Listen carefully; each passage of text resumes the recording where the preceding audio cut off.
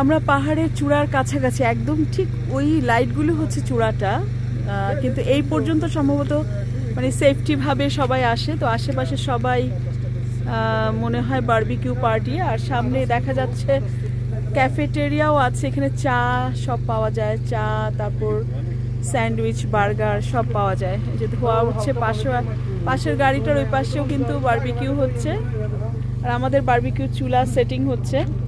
এই যে এটা আমাদের টেন্টও বিছাতে পারো, টেন্টের মধ্যে আমরা বসতে পারি। হ্যাঁ টেন্ট লাগবে না কেন? আমরা তো সকালে সানরাইজটা দেখেই যেতে পারি। কি বলো সঞ্জিত? সকালে আমরা সানরাইজটা দেখেই যেতে পারি। রঞ্জিত বাবুর তো সমস্যা নাই, সানরাইজ দেখে ওকে পৌঁছাই দিলেই হইলো। কি রঞ্জিত কি বলিস? এই বেটা কি বলিস বল। হারুন এখানে কি মানে সানরাইজ পর্যন্ত থাকবে?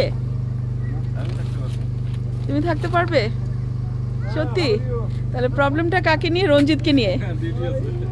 রঞ্জিতকে এখান থেকে একটা বাসে তুলে দাও সঞ্জিত। এই যে এখন আয়োজন করা হচ্ছে, চেয়ার গুলো নামানো হচ্ছে। তাড়াতাড়ি করে সেট করো না, অনেক বেশি কোল দিও না, কোল নাকি বেশি দিতে হয় না, পুড়ে যায়। কোল দিবে অল্প করে, একদম ব্রাইট ফায়ারে দিবে না সঞ্জিত।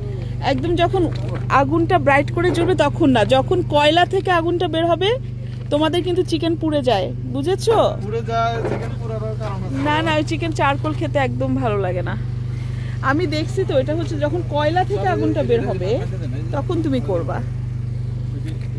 আর এর আগে আমরা চা বানাতে পারি। চায়ের হাঁড়িটা নামাও রঞ্জিত। উফ, চা খেতে খুব দারুণ লাগে। চাটা কি হারুন বানাবে নাকি?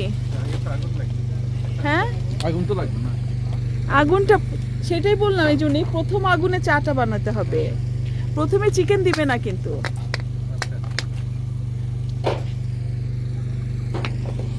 ওদেরও রান্না হচ্ছে এখানে।